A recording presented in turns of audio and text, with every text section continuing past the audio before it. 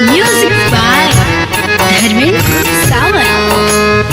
Network recording studio Varanasi. आँख से आंसू न खून बहेला, आँख से आंसू न खून बहेला, धड़कन तिल तिल जुदाई सहेला। का कमी रहे हमारा प्यार में जे नजर फेर ले, का कमी रहे हमारा प्यार में जे नजर फेर लिहलू। तड़प के दिल बस इहे कहेला, काहे धोखा दिहलू जान ई बता द, काहे धोखा दिहलू जान ई बता द।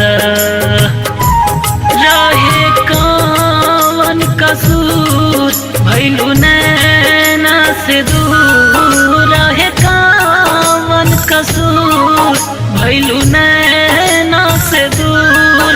बस इहे समझा द, काहे धोखा दिहलू जान ई बता द,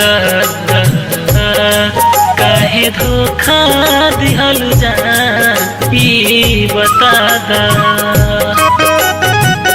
एक भी पल दूर ना रहलू, एक भी पल दूर ना रहलू, जुदा ना होई कसम खा के कहलू। तब बतावा ए जान फिर गम काहे दियलू, काहे दियलू। मिलत रहलू हमरा से तू सझिया सवेर हो, घर के पीछा रे अपना खिड़की पर ढेर हो।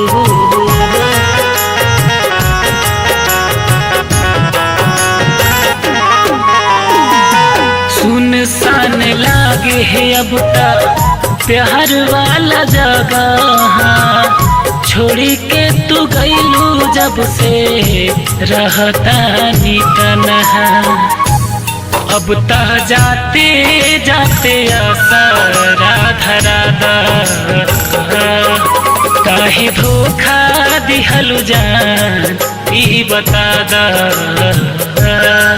काहे धोखा दिहलू जान ई बता द। नेह लगा के गम दे गईलू, नेह लगा के गम दे गईलू, सपना दिखा के बीच दरिया में ले आईलू। जब साथ निभावही के ना रहे, अरे जब साथ निभावही के ना रहे, तब प्यार काहे कईलू, काहे कईलू, काहे कईलू। कईलू बेवफाई हमसे दिलवा लगाई, प्रीतिया के पीर हमसे अब न सहाई।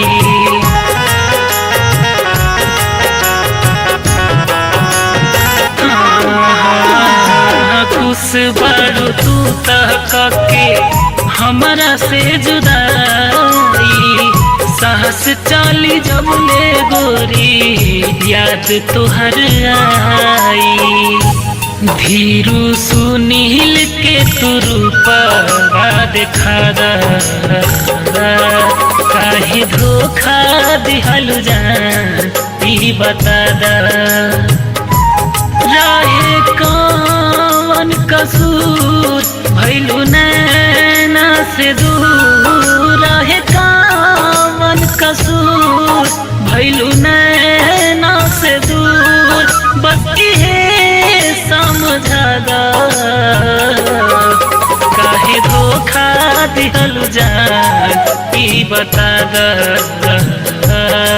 काहे धोखा दिहलू जान ई बता द।